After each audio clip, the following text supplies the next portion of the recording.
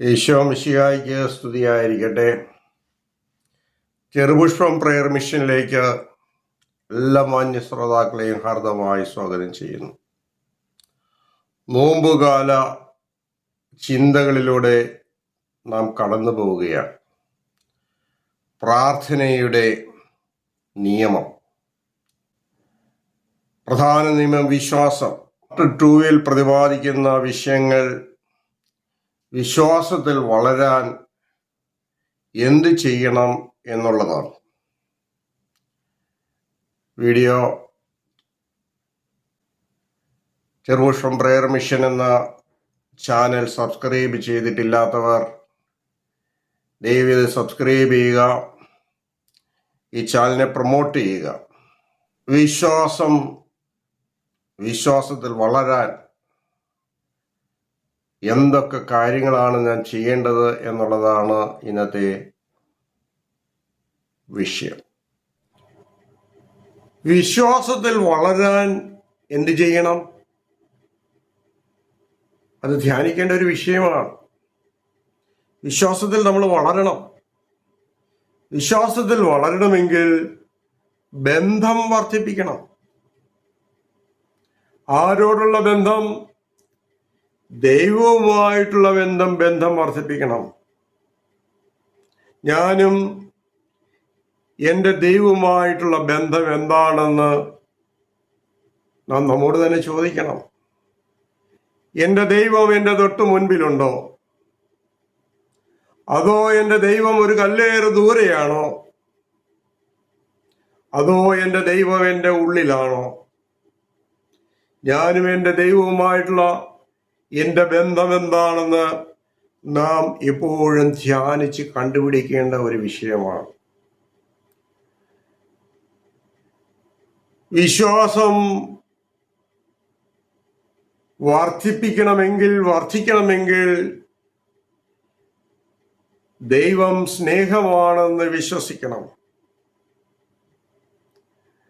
സ്നേഹിക്കാൻ കൊള്ളാവുന്നവനാണ് ദൈവമെന്ന് വിശ്വസിക്കണം. നീ എന്നെ ക്രൂശിച്ചാലും ഞാൻ നിന്നെ സ്നേഹിക്കുന്നു എന്ന അറിവ് ദൈവവുമായുള്ള ബന്ധം വർദ്ധിപ്പിക്കാൻ നമ്മെ സഹായിക്കും. ദൈവവുമായുള്ള ബന്ധത്തിൽ നിന്ന് നമ്മെ അകറ്റുന്നത് ആരാണ്? ദൈവവുമായുള്ള ബന്ധത്തിൽ നിന്ന് നമ്മെ അകറ്റുന്നത് പിശാചാണ്, സാത്താനാണ്. സാത്താൻ എന്തു പറയും? ദൈവം സ്നേഹിക്കാൻ കൊള്ളാത്തവനാണ്, ദൈവം നിന്നെ സ്നേഹിക്കുന്നില്ല, ദൈവത്തെ നീ വിശ്വസിക്കരുത്, ദൈവം ചതിയനാണ് എന്നൊക്കെ ഈ സാത്താൻ, ഈ പിശാച് നമ്മെ പറഞ്ഞ് പഠിപ്പിച്ചുകൊണ്ടേയിരിക്കും. ദൈവത്തെക്കുറിച്ചുള്ള തെറ്റായ അറിവ് നൽകുന്നത് പിശാചാണ്. ദൈവം സ്നേഹിക്കുന്നവനായിരുന്നെങ്കിൽ ഈ കനി ഭക്ഷിക്കരുതെന്ന് പറയുമായിരുന്നോ എന്ന് ഹവ്വായോടും ആദത്തോടും പിശാച് ചോദിച്ചു. ദൈവം പറഞ്ഞു, ഏദൻ തോട്ടത്തിന്റെ മധ്യഭാഗത്ത് നിൽക്കുന്ന നന്മതിന്മകളുടെ അറിവിന്റെ വൃക്ഷത്തിൽ നിന്ന് നിങ്ങൾ ഭക്ഷിക്കരുത്, ഭക്ഷിച്ചാൽ നിങ്ങൾ മരിക്കും. സാത്താൻ വന്ന് ആദത്തോടും ഹവ്വായോടും ഓരോ ചോദ്യങ്ങൾ ചോദിച്ചു. ദൈവമായ പിതാവ് നിങ്ങളോട് എന്തു പറഞ്ഞു? അവൾ പറഞ്ഞു, ഏദൻ തോട്ടത്തിന്റെ മധ്യഭാഗത്ത് നിൽക്കുന്ന നന്മതിന്മകളുടെ അറിവിന്റെ വൃക്ഷത്തിൽ നിന്ന് നിങ്ങൾ ഭക്ഷിക്കരുത്, ഭക്ഷിച്ചാൽ നിങ്ങൾ മരിക്കും. സാത്താൻ പറഞ്ഞു, കണ്ടോ, ആ വൃക്ഷത്തിലേക്കൊന്ന് നോക്കിക്കേ, ആ വൃക്ഷത്തിലെ കനി, ആ ഫലത്തിലേക്കൊന്ന് നോക്കിക്കേ, എത്ര സുന്ദരമായ ഫലം. അറിവേകാൻ ഇത്രയും നല്ല പഴം വേറെയുണ്ടോ? അസ്വാദ്യമായി പഴം തിന്നരുത് എന്ന് നിന്റെ അപ്പൻ നിന്നോട് പറഞ്ഞെങ്കിൽ നിന്നെ സ്നേഹിക്കുന്നുണ്ടോ? നിന്നെ സ്നേഹിക്കുന്ന ഒരു അപ്പനായിരുന്നുവെങ്കിൽ ഈ കനി ഭക്ഷിക്കരുത് എന്ന് നിന്നോട് പറയുമായിരുന്നോ? നീ അത് ഭക്ഷിക്കണം. നീ അത് ഭക്ഷിച്ചാൽ നീ ദൈവത്തെ പോലെയാകും. നീ ദൈവത്തെ പോലെ ആകുന്നത് നിന്റെ അപ്പന് ഇഷ്ടമല്ലാത്തത് കൊണ്ടാണ് നീ അത് ഭക്ഷിക്കരുത് എന്ന് നിന്നോട് ദൈവം പറഞ്ഞത് എന്ന് അവരെ തെറ്റിദ്ധരിപ്പിച്ചു. ദൈവത്തെക്കുറിച്ചുള്ള തെറ്റായ ബോധ്യങ്ങൾ അറിവ് നൽകുന്ന ഒരു സാത്താനുണ്ട്, ഒരു പിശാചുണ്ട്. അവൻ ദൈവം സ്നേഹിക്കാൻ കൊള്ളാത്തവനാണ്, ദൈവത്തെ വിശ്വസിക്കരുത് എന്ന് പറഞ്ഞ് പഠിപ്പിക്കും. ആദവും ഹവ്വായും എന്ത് ചെയ്തു? സൃഷ്ടാവായ ദൈവത്തിൽ അവിശ്വസിച്ചു, സാത്താനെ വിശ്വസിച്ചു. അങ്ങനെ ആദ്യ പാപം ഭൂമിയിലേക്ക് കടന്നു വന്നു. ദൈവവും മനുഷ്യനും തമ്മിലാകുന്നു. അതുവരെ ദൈവത്തിന്റെ കൈക്ക് പിടിച്ച് ആദവും ഹവ്വായും സ്നേഹത്തോടെ പറുദീസയിൽ ഉലാത്തിക്കൊണ്ടിരുന്നു. എന്നാൽ ഈ തെറ്റായ ധാരണ, ഈ തെറ്റ് മക്കൾക്ക് പറഞ്ഞു കൊടുത്തപ്പോൾ അവർ ദൈവത്തിൽ നിന്നകന്നു. ദൈവം വന്ന് മക്കളെ അന്വേഷിക്കേണ്ട ഒരവസ്ഥയിലേക്ക് മാറി. ആദം, നീ എവിടെ എന്ന് വിളിച്ചു ചോദിക്കേണ്ട ഒരവസ്ഥ സംജാതമായി. അതിന് കാരണക്കാരൻ ആരാണ്? സാത്താനാണ്, പിശാചാണ്. അപ്പോൾ ദൈവവുമായിട്ടുള്ള ബന്ധത്തിൽ നിന്ന് നമ്മെ അകറ്റുന്ന ഒരു ആത്മാവുണ്ട്, ഒരു ദുഷ്ടാരൂപിയുണ്ട്. അത് സാത്താനാണെന്നുള്ള തിരിച്ചറിവ് നമുക്ക് വേണം. പാപപ്രലോഭനങ്ങൾ നൽകി ആത്മാവിനെ കളങ്കപ്പെടുത്തി ആത്മാവിൽ പാപക്കറകൾ നിറയ്ക്കുന്ന ഒരു അരൂപിയാണ് സാത്താന്റെ അരൂപി. അത് ദൈവവുമായിട്ടുള്ള ബന്ധത്തിൽ നിന്ന് നമ്മെ അകറ്റുന്നു എന്നുള്ള തിരിച്ചറിവ് നമുക്ക് എപ്പോഴും ഉണ്ടാകണം. സാത്താനെ, നീ ദൂരെ പോ സാത്താനി എന്ന് പറയാനുള്ള ഒരു ആർജവം നമുക്കൊരുണ്ടാകണം. ഇല്ലെങ്കിൽ ഈ ബന്ധം നമുക്ക് നഷ്ടപ്പെടും. നമ്മുടെ ശ്വാസോച്ഛ്വാസം നിലയ്ക്കുമ്പോൾ എന്ത് സംഭവിക്കും? നമ്മുടെ ശ്വാസം നിലയ്ക്കുമ്പോൾ നാം മരിക്കും. നമുക്ക് ഈ ശ്വാസം എവിടെ നിന്ന് കിട്ടി? ഈ ശ്വാസം നമുക്ക് കിട്ടിയത് ദൈവത്തിൽ നിന്നാണ്. ഉൽപ്പത്തി പുസ്തകം 2-ാം അധ്യായത്തിന്റെ 7 മനുഷ്യന്റെ ഉൽപ്പത്തിയെക്കുറിച്ച്, മനുഷ്യന്റെ സൃഷ്ടിയെക്കുറിച്ച് പറയുന്നുണ്ട്. ദൈവമായ കർത്താവ് ഭൂമിയിലെ പൂഴി കൊണ്ട് മനുഷ്യനെ സൃഷ്ടിച്ചു. അവന്റെ നാസാരന്ധ്രങ്ങളിലേക്ക് അവിടുത്തെ ജീവശ്വാസം നിശ്വസിച്ചു കൊടുത്തു. അപ്പോൾ മനുഷ്യന് ജീവനുണ്ടായി. മനുഷ്യന് ജീവൻ നൽകിയത് ദൈവത്തിന്റെ ശ്വാസമാണ്. ഈ ശ്വാസം ദൈവത്തിന്റെ ആത്മാവാണ്. ദൈവത്തിന്റെ ആത്മാവിനെ മനുഷ്യനിലേക്ക് നിശ്വസിച്ചു കൊടുത്തപ്പോൾ, ദൈവാത്മാവ് മനുഷ്യൻ സ്വീകരിച്ചു കഴിഞ്ഞപ്പോൾ മനുഷ്യൻ ആത്മാവിനെ കിട്ടി, മനുഷ്യാത്മാവ്. അപ്പോൾ ദൈവാത്മാവും മനുഷ്യാത്മാവും തമ്മിൽ കൂട്ടായ്മയുണ്ടാകുവാൻ മനുഷ്യനിലുള്ള ഒരേ ഒരു ഭാഗം മനുഷ്യനിലെ ആത്മാവാണ്. ഈ മനുഷ്യാത്മാവിൽ സ്വർഗസ്വനായ എന്റെ പിതാവേ എന്ന് വിളിക്കുമ്പോൾ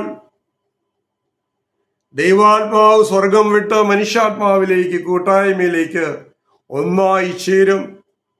അതാണ് പ്രാർത്ഥനയിൽ സംഭവിക്കുന്നത്. ദൈവാത്മാവും മനുഷ്യാത്മാവും തമ്മിൽ കൂട്ടായ്മയുണ്ടാകുന്നത് പ്രാർത്ഥനയിലൂടെയാണ്. ഈ ആത്മാവ് മനുഷ്യാത്മാവിലേക്ക് ഇറങ്ങി വരണമെങ്കിൽ വിശ്വസിച്ച് വിളിക്കണം. മനുഷ്യന് ദൈവവുമായി ബന്ധപ്പെടാനുള്ള മനുഷ്യനുള്ള ഏക ഭാഗം എന്ന് പറയുന്നത് മനുഷ്യന്റെ ആത്മാവാണ്. അതുകൊണ്ടാണ് പ്രാർത്ഥിക്കുമ്പോൾ നിങ്ങൾ ആത്മാവിൽ പ്രാർത്ഥിക്കണം എന്ന് വചനം നമ്മെ പഠിപ്പിക്കുന്നത്. എഫേസ്യർ 6:18 നമ്മൾ വായിക്കുക, പ്രാർത്ഥനകളോടും യാചനകളോടും കൂടി എപ്പോഴും ആത്മാവിൽ പ്രാർത്ഥിക്കണം.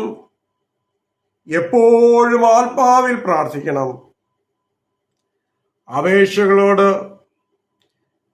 പ്രാർത്ഥിക്കണം. എങ്ങനെ പ്രാർത്ഥിക്കണം? ആത്മാവിൽ പ്രാർത്ഥിക്കണം. മനുഷ്യാത്മാവിൽ ദൈവത്തിന്റെ ആത്മാവിനോട് പ്രാർത്ഥിക്കണം. അതാണ് പ്രാർത്ഥനയിൽ നടക്കുന്നത്. ഒരു പിതൃപുത്ര ബന്ധമാണ് അപ്പോൾ നടക്കുന്നത്.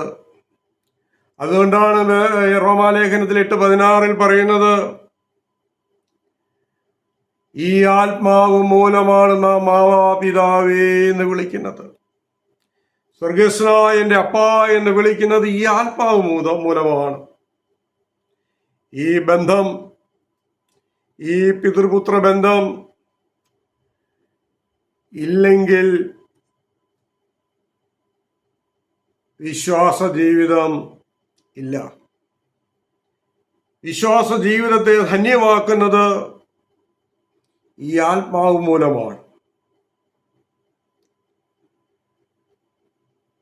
ദൈവവുമായിട്ടുള്ള ബന്ധമാണ് വിശ്വാസം നമ്മിൽ വർദ്ധിപ്പിക്കുന്നത്. ദൈവവുമായുള്ള ബന്ധം വർദ്ധിപ്പിക്കണമെങ്കിൽ ഈ ആത്മാവ് പരിശുദ്ധമായിരിക്കണം. നമ്മുടെ ആത്മാവ് പരിശുദ്ധമായിരിക്കണം. വിശുദ്ധിയുള്ളിടത്ത് മാത്രമേ ദൈവം വസിക്കുകയുള്ളൂ. വിശുദ്ധിയുള്ള ആത്മാവ് സ്വർഗസ്വനായ എൻ്റെ അപ്പ എന്ന് വിളിക്കുമ്പോൾ, സ്നേഹനിധിയായ അപ്പൻ എൻ്റെ മകൻ, എൻ്റെ മകൾ എന്നെ വിളിച്ചു എന്ന് പറഞ്ഞുകൊണ്ട് സ്വർഗം വിട്ട് മനുഷ്യന്റെ ആത്മാവിലേക്ക് കടന്നു വന്ന് ദൈവാത്മാവും മനുഷ്യാത്മാവും ഐക്യപ്പെടുന്ന സുന്ദരമായ നിമിഷമാണ് പ്രാർത്ഥനയുടെ നിമിഷം. അതിന് വിശ്വാസം എന്ന പുണ്യം നമ്മളിലുണ്ടായിരിക്കണം. വിശ്വാസത്തിൽ വളരാനുള്ള മറ്റൊരു മാർഗമാണ് യേശുവിനെ വഴികാട്ടിയായി സ്വീകരിക്കണം എന്നുള്ളത്. കുരുടന്റെ കയ്യിലെ വടിയാണ് വിശ്വാസം. കുരുടന്റെ വഴിക്ക്, അല്ലെങ്കിൽ കുരുടൻ വഴി കണ്ട് മുന്നോട്ട് പോകുന്നത് അവന്റെ കയ്യിലെ വടി കൊണ്ടാണ്. അതുപോലെ വിശ്വാസമാകുന്ന വടി നമ്മുടെ ജീവിതത്തെ മുന്നോട്ട് നയിക്കും. ഒരു വിശ്വാസിക്ക് വഴി കാട്ടിക്കൊടുക്കുന്നത് ദൈവത്തിലുള്ള വിശ്വാസമാണ്. കുരുടന്റെ കയ്യിലെ വടി പോയാൽ അത് കണ്ടു നിൽക്കുന്ന കണ്ണുള്ളവരെന്ത് ചെയ്യും? ആ വടിയെടുത്ത് അവന്റെ കയ്യിൽ കൊടുക്കും. വീണ്ടും കുരുടൻ ആ വടി കയ്യിൽ എടുത്തുകൊണ്ട് നടക്കും. വിശ്വാസം നഷ്ടപ്പെട്ടവർക്ക് വിശ്വാസം പകർന്നു കൊടുക്കുവാൻ മറ്റുള്ളവർക്ക് കടമയുണ്ട്. വിശ്വാസം നഷ്ടപ്പെട്ടു പോയേക്കാം. പക്ഷേ വിശ്വാസം നഷ്ടപ്പെട്ടു പോകുന്നവർക്ക് വിശ്വാസം കൊടുക്കുന്നത് കുരുടന്റെ കയ്യിൽ വടി കൊടുക്കുന്നതിന് തുല്യമാണ്. ഈശോ പറഞ്ഞു, ഞാൻ പോകുന്നിടത്തേക്കുള്ള വഴി നിങ്ങൾക്ക് അറിഞ്ഞുകൂടാ. തോമസ് പറഞ്ഞു, നീ എവിടേക്ക് പോകുന്നു എന്ന് ഞങ്ങൾക്ക് അറിഞ്ഞുകൂടാ. പിന്നെ എങ്ങനെ വഴി ഞങ്ങൾക്കറിയും? ലൂക്കാ 14:5 ഈശോ പറഞ്ഞു, ഞാനാണ് വഴിയും സത്യവും ജീവനും. എന്നിലൂടെ അല്ലാതെ ആരും ദൈവത്തിൻ്റെ പക്കലേക്ക് എത്തുന്നില്ല. ഈശോയാണ് വഴി. ഈശോ കാണിച്ചു തരുന്ന വഴിയിലൂടെ നാം സഞ്ചരിക്കണം. ഈശോ കാണിച്ചു തന്ന വഴി എന്താണ്? അത് അവിടുത്തെ വചനങ്ങളാണ്, അവിടുത്തെ പ്രമാണങ്ങളാണ്. അവിടുത്തെ വചനത്തിന് അധിഷ്ഠിതമായ ഒരു ജീവിതശൈലി പടുത്തുയർത്തിയാൽ അതിൻ്റെ അർത്ഥം യേശുവിൻ്റെ വഴിയിലൂടെ ഞാൻ സഞ്ചരിക്കുന്നു എന്നുള്ളതാണ്. ഈശോ അതാണ് പറഞ്ഞത്, ഞാനാണ് വഴി. പിതാവിൻ്റെ പക്കലേക്ക് എത്തിച്ചേരണമെങ്കിൽ ഞാൻ കാണിച്ചു തരുന്ന വഴിയിലൂടെ നീ സഞ്ചരിക്കണം. യേശു കാണിച്ചു തരുന്ന വഴിയിലൂടെ സഞ്ചരിക്കണമെങ്കിൽ വിശ്വാസം എന്ന ആയുധം നീ നിന്റെ കയ്യിലെടുക്കണം. യേശു വഴിയാണെന്ന് വിശ്വസിക്കണം. യേശുവിൻ്റെ വഴിയിലൂടെ ഞാൻ സഞ്ചരിക്കുമെന്ന് വിശ്വസിക്കണം. അതിലൂടെ സഞ്ചരിക്കുകയും ചെയ്യണം.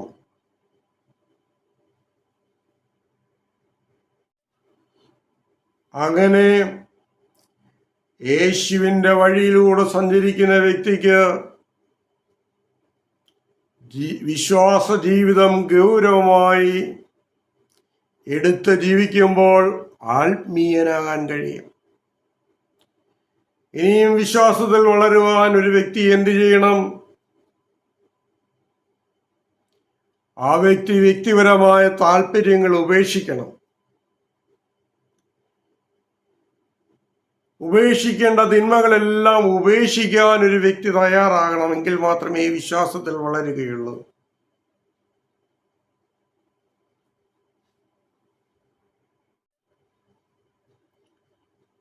വിശ്വാസ ജീവിതത്തെ ഗൗരവമായി എടുക്കണം. അങ്ങനെ വരുമ്പോൾ ഞാനൊരു ആത്മീയ മനുഷ്യനായി മാറും. വിശ്വാസത്തിൽ വളരാൻ അതിനുള്ള മറ്റൊരു മാർഗമാണ് നമ്മുടെ വ്യക്തിപരമായ താല്പര്യങ്ങൾ നാം ഉപേക്ഷിക്കുക എന്നുള്ളത്. വിശ്വാസത്തിൽ വളരണമെങ്കിൽ നമ്മളുടെ വ്യക്തിപരമായ താല്പര്യങ്ങളെല്ലാം ഉപേക്ഷിക്കണം.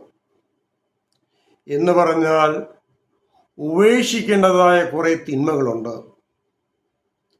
ആ തിന്മകളെയെല്ലാം ഉപേക്ഷിക്കാൻ നാം തയ്യാറാകണം. മാർക്കോസിന്റെ സുവിശേഷത്തില് അന്ധനായ ബർത്തിമേയോസിനെ കുറിച്ച് പറയുന്നുണ്ട്. യേശു റോഡിലൂടെ പരിവാരങ്ങളുമായി പോവുകയാണ്. ആയിരങ്ങൾ യേശുവിൻ്റെ കൂടെയുണ്ട്. അവർ ദൈവത്തെ മഹത്വപ്പെടുത്തിക്കൊണ്ട്, ദൈവത്തെ സ്തുതിച്ചുകൊണ്ട് റോഡിലൂടെ പോകുമ്പോൾ ഈ ആരവം കേട്ടുകൊണ്ട് ബർത്തിമേയോസ് ചോദിക്കുന്നുണ്ട്, എന്താണ് ഒരു ശബ്ദം കേൾക്കുന്നുണ്ടല്ലോ, എന്താണ് ഇവിടെ സംഭവിക്കുന്നത് എന്ന് ചോദിച്ചപ്പോൾ ജനക്കൂട്ടം പറഞ്ഞു, ഇതാ നസറേയനായ യേശു ഈ തെരുവിധിയിലൂടെ കടന്നു പോകുന്നു. അവൻ പ്രത്യാശയുടെ കൊടുമുടിയിലെത്തി. എൻ്റെ കണ്ണുകൾക്ക് കാഴ്ച തരാൻ കഴിയുന്ന ദൈവമാണ് യേശു എന്ന വിശ്വാസത്തോടുകൂടി അവൻ വിളിച്ചു പറഞ്ഞു, ദാവീദിന്റെ പുത്രനായ യേശുവേ, എന്നിൽ കനിയണമേ എന്ന്. കൂടെ നിന്നവർ പറഞ്ഞു, നീ എന്തിനിങ്ങനെ ബഹളം വയ്ക്കുന്നു? നിന്റെ നിലവിളി ദൈവത്തിന്റെ മുന്നേ എത്തുകയില്ല. കാരണം യേശുവിന്റെ ചുറ്റും ആയിരങ്ങൾ നിന്ന് സ്തുതി പാടുകയാണ്. ഈ ശബ്ദത്തിനിടയിൽ നിന്റെ ശബ്ദം എത്തുകയില്ല എന്ന് അവർ പറഞ്ഞവനെ നിരുത്സാഹപ്പെടുത്തി. പക്ഷേ അവന്റെ വിശ്വാസം നഷ്ടപ്പെട്ടില്ല. ബർത്തിമേയോസ് വീണ്ടും വിളിച്ചു, നസറേയനായ യേശുവേ, എന്നോട് കരുണ തോന്നണമേ. ഈ വിളി യേശു കേട്ടു. അവിടുന്ന് അവിടെ നിന്നുകൊണ്ട് പറഞ്ഞു, അവനെ എൻ്റെ അടുത്തേക്ക് കൊണ്ടുവരിക. ആളുകൾ പറഞ്ഞു, യേശു നിന്നെ വിളിക്കുന്നു. ബർത്തിമേയോസ് എന്താണ് ചെയ്തെന്നറിയാമോ? അവന്റെ കുറെ കാര്യങ്ങൾ ഉണ്ടായിരുന്നു. അവന്റെ പുറം കുപ്പായം അവൻ വലിച്ചെറിഞ്ഞു. അതുവരെ അവൻ സൂക്ഷിച്ചു വെച്ചിരുന്ന അവന്റെ കുറെ തിന്മകളും ദുരാചാരങ്ങളും എല്ലാം ഉപേക്ഷിച്ച് യേശുവിൽ വിശ്വസിച്ചുകൊണ്ട് അവന്റെ പുറംകുപ്പായം എടുത്തെറിഞ്ഞുകൊണ്ട് കുതിച്ചു യേശുവിന്റെ അടുത്തേക്ക്. യേശു ചോദിച്ചു, മകനെ, ഞാൻ നിനക്ക് എന്ത് ചെയ്തു തരണമെന്നാണ് നീ ആഗ്രഹിക്കുന്നത്? അവൻ പറഞ്ഞു, കർത്താവേ, എനിക്ക് കാഴ്ച ലഭിക്കണം. അവന് കാഴ്ച ലഭിച്ചു. എപ്പോഴാണ് അവന് കാഴ്ച ലഭിച്ചത്? അവൻ ഉപേക്ഷിക്കേണ്ടതെല്ലാം ഉപേക്ഷിച്ച് എത്തേണ്ടടുത്ത് എത്തിയപ്പോഴാണ്. അപ്പോൾ വിശ്വാസത്തിൽ വളരുവാൻ വ്യക്തിപരമായ താല്പര്യങ്ങള്, അന്ധമായ വിശ്വാസങ്ങള്, ജഡിക തിന്മകള്, ജഡത്തിന്റെ താല്പര്യങ്ങളെല്ലാം ഉപേക്ഷിച്ച്, പാപങ്ങളെല്ലാം ഉപേക്ഷിച്ച് യേശുവിന്റെ പക്കലേക്ക് ഓടണം. അങ്ങനെ വ്യക്തിപരമായ തിന്മകളെല്ലാം ഉപേക്ഷിച്ച് യേശുവിന്റെ അടുത്തേക്ക് പോയാൽ നിന്റെ വിശ്വാസം നിനക്ക് വർദ്ധിപ്പിക്കാൻ കഴിയും. അങ്ങനെ വിശ്വാസത്തിൽ നിനക്ക് വളരാൻ കഴിയുമെന്ന വചനം നമ്മെ പഠിപ്പിക്കുകയാണ്.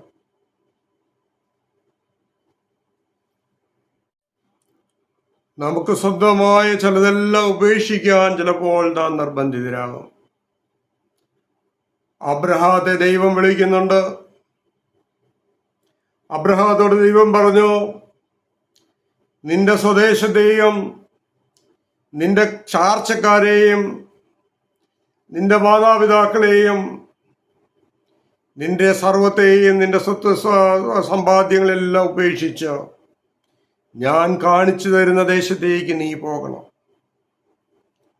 അവിടെ നിന്നെ ഞാനൊരു അനുഗ്രഹമാക്കി മാറ്റും.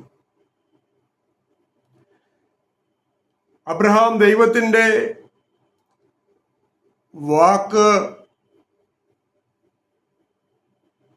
പാലിച്ചു.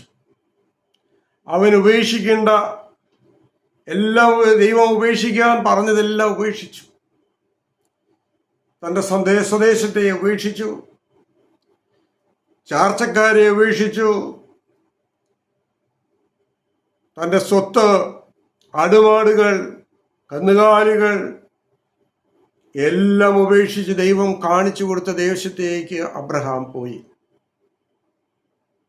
അതുകൊണ്ട് അബ്രഹാത്തെ നാം വിളിക്കുന്നത് വിശ്വാസികളുടെ പിതാവെന്നാണ്.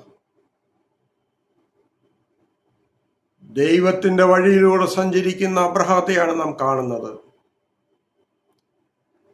അബ്രഹാത്തോട് ദൈവം പറഞ്ഞു, നീ ഒരു അനുഗ്രഹമായിരിക്കും. നിന്നെ അനുഗ്രഹിക്കുന്നവരെ ഞാൻ അനുഗ്രഹിക്കും, നിന്നെ ശപിക്കുന്നവരെ ഞാൻ ശപിക്കും. അങ്ങനെ അനുഗ്രഹത്തിന്റെ ഒരുപാട് വാഗ്ദത്തങ്ങൾ അബ്രഹാത്തിന് ദൈവം നൽകുന്നു. എപ്പോഴാണ് ദൈവം പറഞ്ഞത് അനുസരിച്ച് ഉപേക്ഷിക്കേണ്ടത് എന്തെല്ലാം എന്ന് ദൈവം പറഞ്ഞതെല്ലാം അബ്രഹാം ഉപേക്ഷിച്ച് ദൈവത്തിന്റെ പിന്നാലെ പോയപ്പോൾ അവനൊരു അനുഗ്രഹമായി മാറി. അപ്പോൾ വിശ്വാസത്തിൽ വളരണമെങ്കിൽ എന്ത് ചെയ്യണം? ഉപേക്ഷിക്കേണ്ട തിന്മകളെല്ലാം ഉപേക്ഷിക്കണമെന്ന് സാരം. ഇനിയും വിശ്വാസത്തിൽ വളരാൻ തൻ്റെ സുരക്ഷിതത്വം ദൈവത്തിലാണ് എന്ന് വിശ്വസിക്കണം. വിശ്വാസത്തിൽ വളരണമെങ്കിൽ എന്ത് ചെയ്യണം? തൻ്റെ സുരക്ഷിതത്വം എന്നിലല്ല, എൻ്റെ സുരക്ഷിതത്വം എൻ്റെ ദൈവത്തിലാണ് എന്ന് വിശ്വസിക്കണം. അങ്ങനെ വിശ്വസിക്കുമ്പോൾ നീ വിശ്വാസത്തിൽ വളരും. വിശ്വാസത്തിൽ വളരാൻ തൻ്റെ സുരക്ഷിതത്വം ദൈവത്തിലാണെന്ന് വിശ്വസിക്കണം. ഉൽപ്പത്തി പുസ്തകത്തിൻ്റെ 12-ാം അധ്യായം 1 മുതൽ 9 വരെയുള്ള തിരുവചനങ്ങൾ അബ്രഹാത്തെ കുറിച്ച് പറയുന്ന ഒരു ഭാഗമുണ്ട്. നേരത്തെ നമ്മൾ കണ്ടതുപോലെ ദൈവം അബ്രഹാത്തോട് പറഞ്ഞു, നീ നിന്റെ ദേശത്തെ ഉപേക്ഷിക്കണം. ദൈവം അബ്രഹാത്തോട് നീ സ്വദേശത്തെയും മാതാപിതാക്കളെയും ബന്ധുമിത്രാദികളെയും സർവത്തെയും ഉപേക്ഷിച്ച് ദൈവം കാണിച്ചു കൊടുത്ത കാനാൻ ദേശത്തേക്ക് പോകണം. അതുവരെ അബ്രഹാം വിശ്വസിച്ചിരുന്നതിന്റെ സുരക്ഷിതത്വം ഹാരാനിലാണ്, തന്റെ പിതൃസ്വദേശത്താണ് എന്നായിരുന്നു അബ്രഹാം വിശ്വസിച്ചിരുന്നത്. എന്നാൽ തന്റെ സുരക്ഷിതത്വം ദൈവമാണ് കാണിച്ചു തരുന്നത് എന്നുള്ള വിശ്വാസത്തിലൂടെ അബ്രഹാം എന്ത് ചെയ്തു? അബ്രഹാം ദൈവം കാണിച്ചു കൊടുത്ത കാനാൻ ദേശത്തേക്ക് പോയി. അവിടെ എത്തിയപ്പോൾ കർത്താവ് അബ്രഹാത്തോട് പ്രത്യേകമായി പറഞ്ഞു, ഈ നാട് നിന്റെ സന്തതികൾക്ക് ഞാൻ കൊടുക്കുമെന്ന്, കാനാൻ ദേശം അബ്രഹാത്തിന്റെ സന്തതികൾക്ക് കൊടുക്കുമെന്ന് ദൈവം അബ്രഹാത്തോട് പറഞ്ഞു. ദൈവത്തിന്റെ വാക്ക് കേട്ട് തന്റെ സുരക്ഷിതത്വം ദൈവത്തിന്റെ കരങ്ങളിലാണെന്ന് വിശ്വസിച്ചുകൊണ്ട്, ദൈവത്തിന്റെ വാക്ക് പാലിച്ചുകൊണ്ട്, ദൈവത്തെ അനുസരിച്ച് അബ്രഹാം അനുഗ്രഹിക്കപ്പെട്ടു എന്ന് സാരം. അപ്പോൾ വിശ്വാസത്തിൽ വളരാനായിട്ട് നമ്മൾ എന്ത് ചെയ്യണം? എൻ്റെ കയ്യിലല്ല, എൻ്റെ സുരക്ഷിതത്വം എൻ്റെ കർത്താവിൻ്റെ കരങ്ങളിലാണ് എന്ന് വിശ്വസിക്കുമ്പോൾ നാം വിശ്വാസത്തിൽ വളരും. വിശ്വാസത്തിൽ വളരാൻ ദൈവത്തിൻ്റെ സമയം വരെ കാത്തിരിക്കണം. അതാണ് മറ്റൊരു മാർഗം, വിശ്വാസത്തിൽ വളരാനുള്ളൊരു മാർഗം. അബ്രഹാത്തിന് 99 വയസ്സായപ്പോൾ കർത്താവ് പ്രത്യക്ഷപ്പെട്ട് അബ്രഹാത്തോട് പറഞ്ഞു, സർവശക്തനായ ദൈവമാണ് ഞാൻ, എൻ്റെ മുന്നിൽ കുറ്റമറ്റവനായി നീ വ്യാപരിക്കുക. ഉൽപ്പത്തി പുസ്തകം 17:9 വചനമാണ് കേട്ടത്. ഇനിമേൽ നീ അബ്രഹാം എന്നല്ല നിന്നെ വിളിക്കുന്നത്, അബ്രഹാം എന്ന് നീ വിളിക്കപ്പെടും.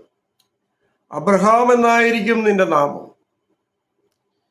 ഞാൻ നിന്നെ അനവധി ജനതകളുടെ പിതാവാക്കി മാറ്റിയിരിക്കുന്നു. അബ്രഹാമിന് 100 വയസ്സായപ്പോൾ ഇസഹാക്കിനെ നൽകി. നീണ്ട 25 വർഷത്തെ കാത്തിരിപ്പിന് ശേഷമാണ് ഇസഹാക്കിനെ ദൈവം അബ്രഹാത്തിന് നൽകുന്നത്. അബ്രഹാത്തിന് 75 വയസ്സ് പ്രായമുള്ളപ്പോൾ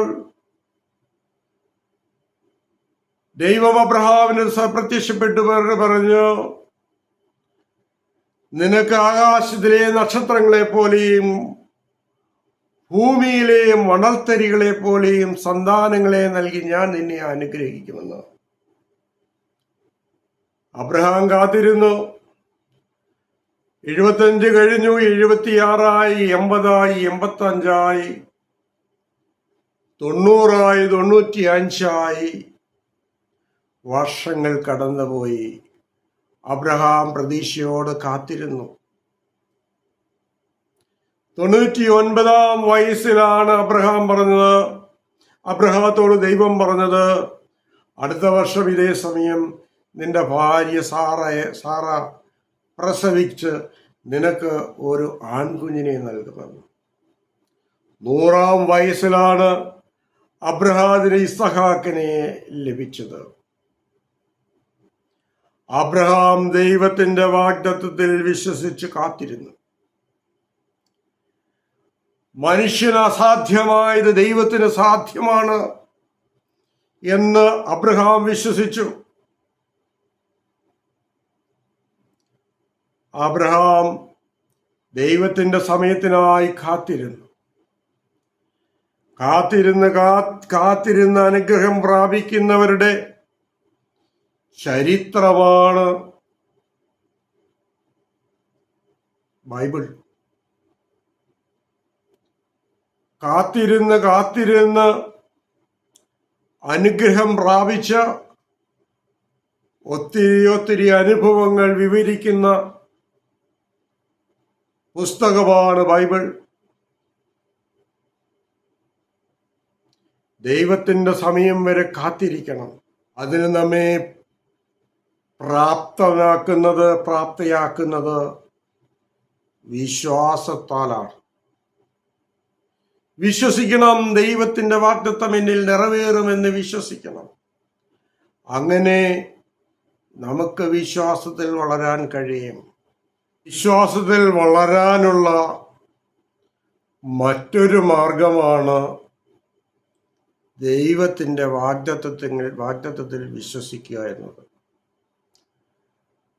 അബ്രഹാം ദൈവത്തിന്റെ വാഗ്ദാനങ്ങളിൽ വിശ്വസിച്ചു എന്ന് കാണിക്കുന്ന ഒരുപാട് സംഭവങ്ങളുണ്ട്. ഉൽപ്പത്തി പുസ്തകം 100-ാം വയസ്സിലാണ് ഇസഹാക്കിനെ കൊടുത്തത്. ഇസഹാക്കിന് 4 വയസ്സ് പ്രായമുള്ളപ്പോൾ ദൈവം ചോദിക്കുകയാണ്, നിന്റെ പുത്രനായ ഇസഹാക്കിനെ എനിക്ക് ബലിയായി നൽകണമെന്ന്. ബലിവസ്തുവായി ഇസഹാക്കിനെ കിടത്തി കത്തികൊണ്ട് ബലിയർപ്പണത്തിനായി ഇസഹാക്കിനെ ബലിയർപ്പിക്കാൻ തുടങ്ങിയപ്പോൾ ദൈവത്തിന്റെ അശരീരി അബ്രഹാം കേൾക്കുകയാണ്. കുട്ടിയുടെ ശരീരത്തിൽ കത്തിവയ്ക്കരുത്, നീ ദൈവത്തെ ഭയപ്പെടുന്നു എന്നും ദൈവത്തിന്റെ വാഗ്ദത്തത്തിൽ നീ വിശ്വസിക്കുന്നു എന്നും എനിക്ക് മനസ്സിലായി. 100-ാം വയസ്സിൽ ഇസഹാക്കിനെ ദൈവം മകനായി നൽകിയെങ്കിൽ ആകാശത്തിലെ നക്ഷത്രങ്ങളെ പോലെയും ഭൂമിയിലെ മണൽത്തരികളെ പോലെയും നിനക്ക് സന്താനങ്ങളെ നൽകി ഞാൻ അനുഗ്രഹിക്കുമെന്ന് ദൈവം പറഞ്ഞിട്ടുണ്ടെങ്കിൽ ആ വാഗ്ദത്തത്തിൽ അബ്രഹാം വിശ്വസിച്ചു. ദൈവത്തിന്റെ പരീക്ഷയിൽ നിന്ന് അബ്രഹാം പാസ്സായി. അബ്രഹാത്തിന്റെ തീഷ്ണമായ വിശ്വാസമാണ് നാം ഇവിടെ കാണുന്നത്. തന്റെ മനോമനെ പുത്രനെ ബലിയായി ചോദിച്ച ദൈവം സർവശക്തനാണെന്നുള്ള വിശ്വാസം അബ്രാഹത്തിന്റെ ഹൃദയത്തിലുണ്ടായിരുന്നത് കൊണ്ടാണ് ഒരു മടിയും കൂടാതെ മോറിയ മലയിലേക്ക് തന്റെ പുത്രനെയും കൊണ്ടുപോയി ബലിവസ്തുവായി അവനെ കിടത്തി കത്തികൊണ്ട് ബലിയർപ്പണത്തിനായി അബ്രഹാം തുനിഞ്ഞത്. വിശ്വാസത്തിൽ വളരണമെങ്കിൽ നാം എന്തു ചെയ്യണം? ദൈവം പറഞ്ഞതെല്ലാം സംഭവിക്കും. ദൈവത്തിന്റെ വാഗ്ദത്തത്തിൽ നമ്മൾ വിശ്വസിക്കണം.